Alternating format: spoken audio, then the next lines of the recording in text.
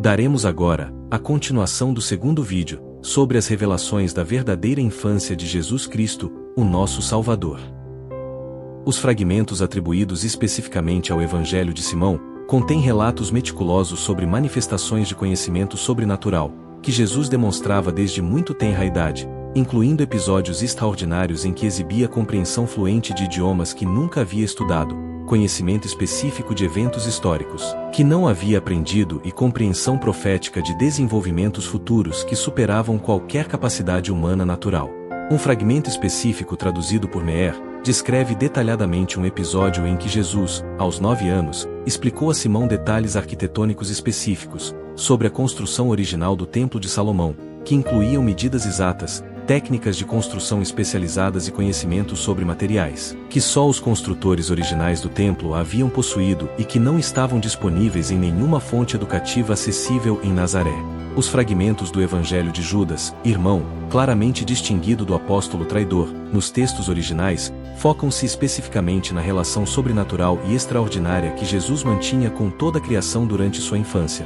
documentando uma conexão divina com o mundo natural que antecipava claramente sua autoridade cósmica futura como Senhor de toda a criação. Segundo esses textos recuperados, Judas documentou sistematicamente episódios extraordinários em que animais feridos ou doentes se aproximavam espontaneamente de Jesus para receber cura instantânea, ocasiões específicas em que ele parecia se comunicar diretamente com a criação, de maneiras que a família presenciou, mas manteve em segredo absoluto, e momentos extraordinários em que fenômenos naturais respondiam à sua presença de formas que desafiavam as leis naturais conhecidas. Mas o aspecto mais extraordinário desses evangelhos perdidos não eram simplesmente os eventos sobrenaturais que documentavam meticulosamente, mas o sistema teológico sofisticado e coerente que revelavam sobre a natureza progressiva da encarnação durante a infância de Cristo. Segundo fragmentos, analisados pela doutora Iprillik da Universidade Wise, especialista reconhecida em literatura cristã primitiva, os evangelhos de Simão e Judas apresentavam uma compreensão da encarnação que diferia radicalmente das formulações teológicas que posteriormente seriam estabelecidas e controladas nos concílios imperiais. Esses textos sugeriam que a encarnação não foi um esvaziamento temporal da divindade, mas uma manifestação progressiva e educativa da natureza divina, que se revelava gradualmente, através da experiência familiar íntima, preparando tanto a Jesus quanto a sua família para a missão cósmica que transformaria a história humana. O ano 325, depois de Cristo, marca um dos episódios mais calculados e sistemáticos de censura religiosa em toda a história do cristianismo. Durante o Concílio de Nicéia, o imperador Constantino não apenas estabeleceu as bases doutrinais do cristianismo imperial, mas orquestrou especificamente a eliminação deliberada e organizada de todos os textos que outorgassem autoridade testemunhal independente à família de Jesus. A evidência documental dessa conspiração deliberada emerge de documentos administrativos imperiais, que permaneceram classificados em arquivos estatais, revelando um nível de planejamento e controle que supera qualquer censura religiosa conhecida na história antiga. Nas atas oficiais, conservadas do Concílio de Nicéia, aparece uma seção específica e deliberadamente oculta intitulada de Tradition Periculosis Familiae Domini, sobre as tradições perigosas da família do Senhor, onde se estabelece oficialmente e por decreto imperial, que os textos que atribuam autoridade especial aos irmãos carnais do Salvador serão considerados contrários à unidade da fé imperial e sujeitos a confisco imediato. Essa disposição oficial não era casualidade teológica, nem decisão pastoral espontânea. Constantino havia identificado estrategicamente que os testemunhos familiares sobre a infância de Jesus representavam a ameaça mais direta e perigosa ao controle centralizado, que desejava exercer sobre o cristianismo, como religião oficial de Estado unificado. Eusébio de Cesareia, o historiador oficial do imperador e principal arquiteto intelectual do concílio, escreveu em correspondência privada e confidencial ao bispo Ósio de Córdoba: as tradições de parentesco contêm elementos reveladores, que poderiam gerar movimentos cristãos independentes e expectativas populares, inadequadas sobre a natureza acessível do Salvador, que desafiariam diretamente a autoridade imperial central sobre a Igreja organizada, sob controle estatal. O que continham exatamente esses testemunhos familiares, que eram tão ameaçadores para o poder político imperial que justificaram uma operação de censura dessa magnitude? Segundo o Dr. Timothy Barnes, especialista reconhecido mundialmente em política imperial e cristianismo primitivo da Universidade de Toronto, os testemunhos dos irmãos incluíam revelações específicas, que Jesus havia compartilhado profeticamente com sua família, sobre a natureza temporal e corrupta do poder político-religioso institucional, que emergiria no futuro. Em fragmentos de textos que conseguiram sobreviver milagrosamente à destruição sistemática, ordenada por Constantino, aparecem referências explícitas a conversas proféticas, que Jesus menino mantinha com Tiago sobre os tempos de renovação futura, quando os poderosos seriam humilhados e os humildes exaltados, incluindo profecias específicas sobre imperadores futuros que vestiriam a cruz, mas perseguiriam a verdade familiar autêntica. Essas revelações familiares incluíam advertências explícitas e detalhadas sobre a corrupção futura inevitável das instituições religiosas oficiais e a necessidade crítica de manter viva a tradição familiar pura, independentemente das estruturas oficiais controladas, que emergissem posteriormente para manipular a fé. Constantino compreendeu imediatamente que a existência contínua desses testemunhos familiares alimentaria inevitavelmente movimentos cristãos independentes que desafiariam, sistematicamente, seu projeto calculado de cristianismo imperial, controlado e centralizado sob autoridade política direta. De onde estás a ver este vídeo? Emociona-me saber que estas verdades estão a chegar a almas sedentas em todo o mundo. Escreve o teu país ou cidade. Vamos formar uma rede global de buscadores da verdade. Compartilhe ao máximo esses vídeos, com todos que estão precisando de conhecer estas verdades sobre o verdadeiro Cristo, nosso Salvador, que nos foram escondidas há séculos. A Carta Festal 39 de Atanásio de Alexandria, datada especificamente em 367 d.C.,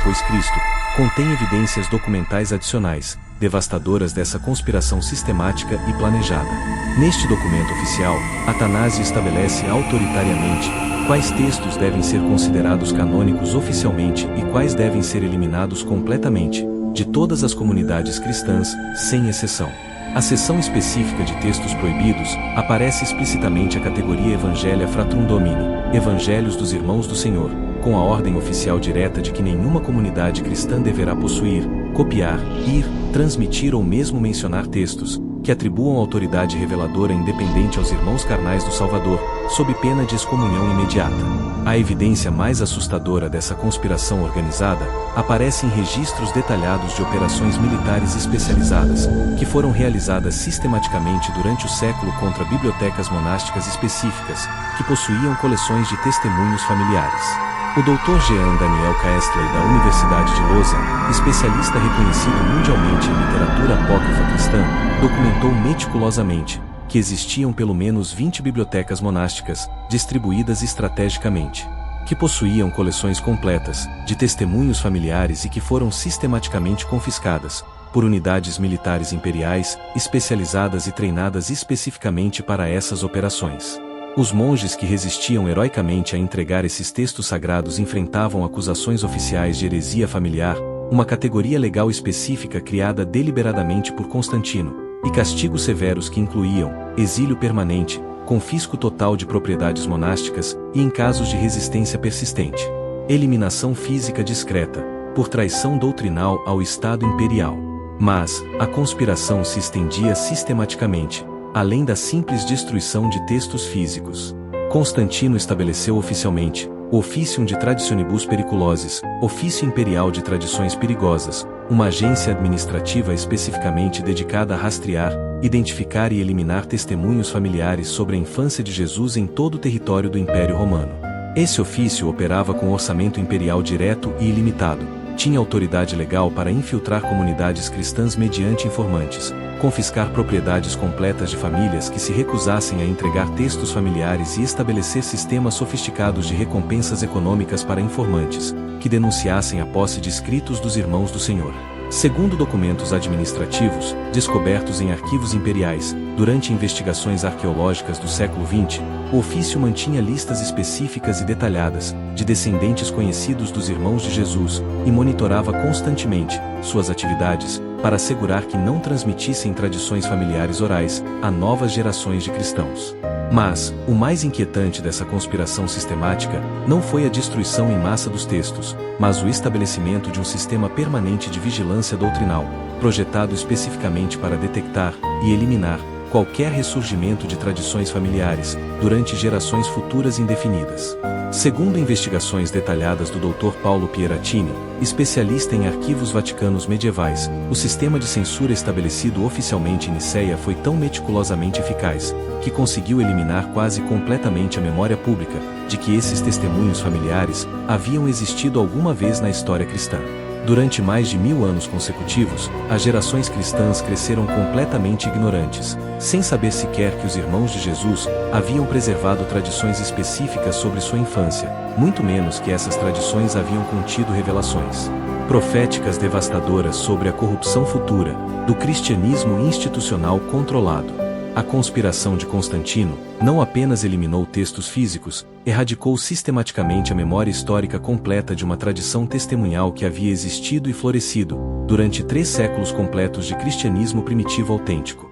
Maria, a mãe de Jesus, não foi simplesmente a receptora passiva da anunciação que a tradição oficial apresentou durante séculos de interpretação controlada. As evidências extraordinárias, que emergem de manuscritos coptas descobertos durante o século XX, revelam que Maria foi a principal arquiteta estratégica do sofisticado sistema de preservação, que manteria vivas as tradições familiares sobre a infância de Jesus, durante milênios de perseguição sistemática e censura institucional. O Códice Copta de Berlim 8502, descoberto no final do século XIX, mas cuja análise acadêmica completa não foi realizada até meados do século XX, contém documentos específicos, que transformam radicalmente nossa compreensão do papel ativo de Maria, como preservadora deliberada da memória histórica familiar autêntica. Nesses textos coptas, aparece um documento específico intitulado As Memórias de Maria, sobre os primeiros anos do Senhor, que contém testemunhos diretos atribuídos à mãe de Jesus, sobre eventos específicos da infância que ela preservou meticulosamente e transmitiu sistematicamente a cada um dos irmãos,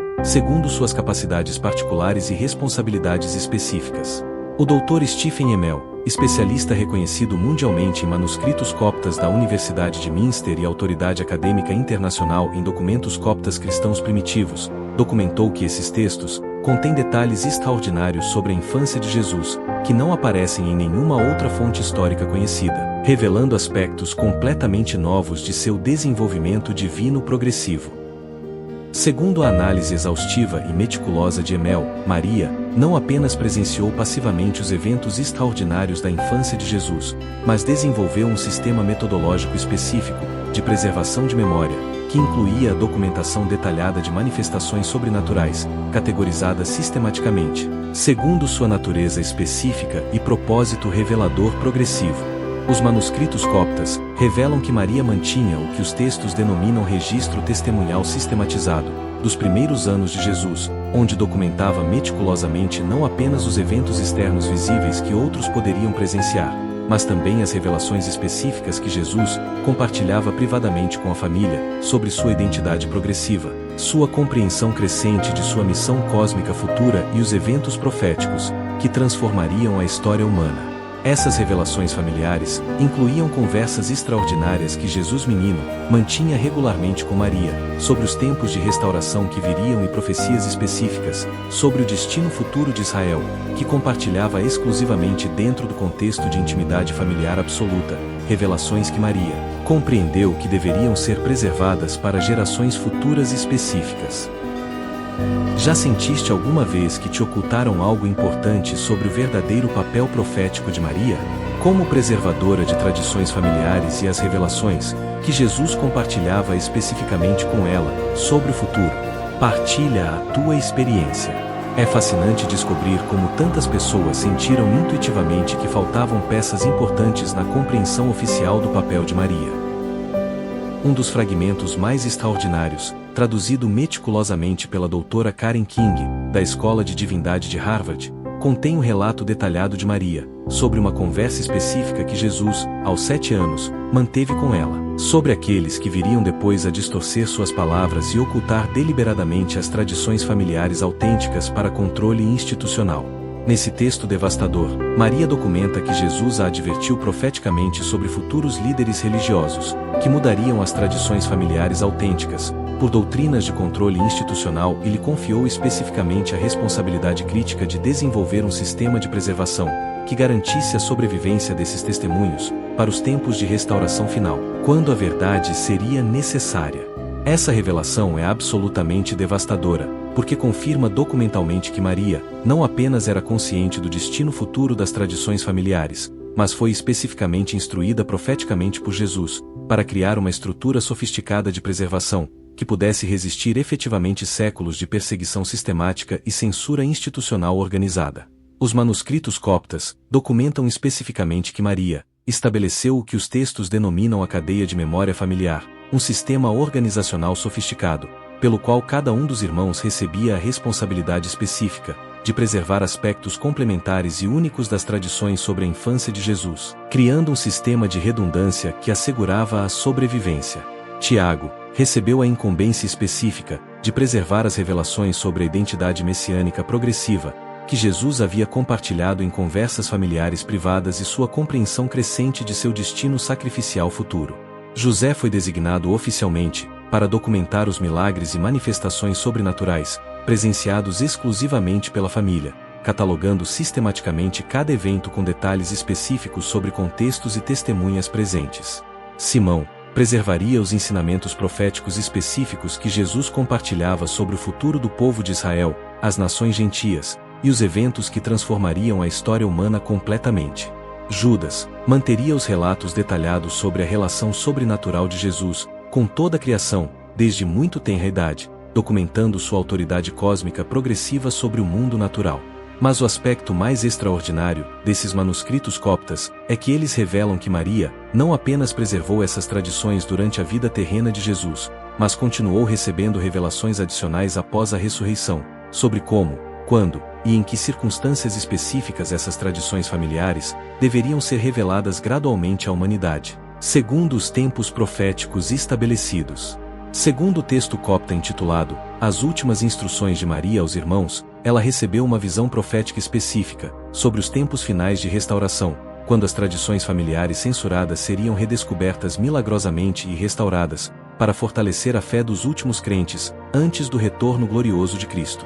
Essa profecia incluía detalhes específicos sobre a destruição sistemática de textos familiares, que seria ordenada por autoridades que se proclamariam cristãs, mas que atuariam movidas pelo desejo de controle institucional, mais do que por amor autêntico à verdade revelada pelo Filho. Os manuscritos documentam que Maria instruiu especificamente os irmãos sobre técnicas sofisticadas para ocultar elementos críticos das tradições familiares dentro de outros textos, aparentemente ortodoxos, criando um sistema de preservação clandestina, que poderia sobreviver séculos de censura sistemática organizada. Em 2002, o mundo arqueológico ficou chocado com o anúncio oficial da descoberta de Sumário, com uma inscrição que mudaria para sempre nossa compreensão histórica da família de Jesus e confirmaria arqueologicamente a existência dos testemunhos familiares, que haviam sido sistematicamente negados por quase 2 milênios. A inscrição aramaica era devastadoramente simples, mas revolucionária. Yaakov,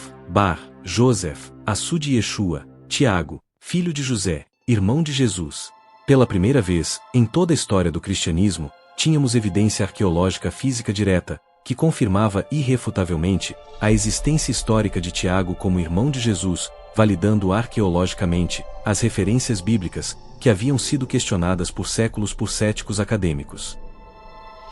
Mas o que a mídia internacional não revelou ao público, em geral, foram as inscrições adicionais extraordinárias, que foram deliberadamente omitidas do anúncio público inicial, por considerações de sensibilidade religiosa e que transformam completamente o significado histórico da descoberta. O Dr. André Lemer, epigrafista, reconhecido mundialmente da Sorbonne e autoridade acadêmica internacional em inscrições aramaicas antigas, foi o primeiro especialista a examinar detalhadamente o ossuário completo com tecnologia avançada. Seus achados, publicados exclusivamente em revistas acadêmicas especializadas, revelaram elementos que transformam radicalmente nossa compreensão do papel histórico de Tiago. Segundo a análise forense exaustiva de Lemer, o ossuário contém gravuras adicionais na superfície posterior, que incluem símbolos específicos, utilizados exclusivamente por comunidades cristãs primitivas, para identificar guardiões de tradições sagradas. São marcas especializadas, que só aparecem no ossuário de indivíduos que possuíam autoridade especial reconhecida, para preservar e transmitir tradições orais específicas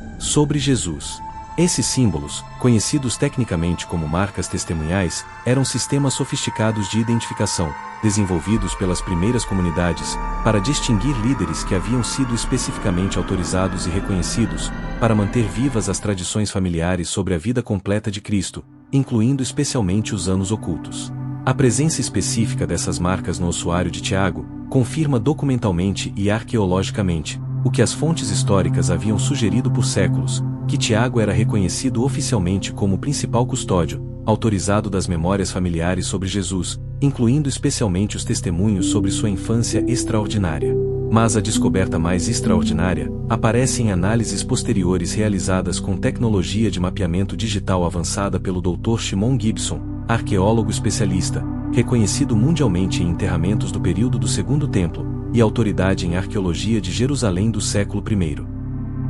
Gibson utilizou técnicas revolucionárias de imagem digital para revelar gravuras quase imperceptíveis na superfície interna das inscrições, que haviam permanecido completamente ocultas por 2 milênios e que nunca haviam sido detectadas por métodos tradicionais de análise arqueológica. Essas gravuras internas incluem o que Gibson identifica especificamente como referências codificadas a tradições de infância, símbolos especializados que aparecem em manuscritos coptas posteriores, associados diretamente com relatos específicos sobre os primeiros anos de vida de Jesus que foram preservados clandestinamente. A evidência mais perturbadora emerge quando se examina o contexto arqueológico completo da descoberta das circunstâncias específicas de sua localização original em Jerusalém. Agradecemos por ter assistido esse vídeo até o final. Daremos continuidade nas revelações da infância de Jesus Cristo, na terceira parte no próximo vídeo. Que Jesus te abençoe e ilumine teu espírito. Amém.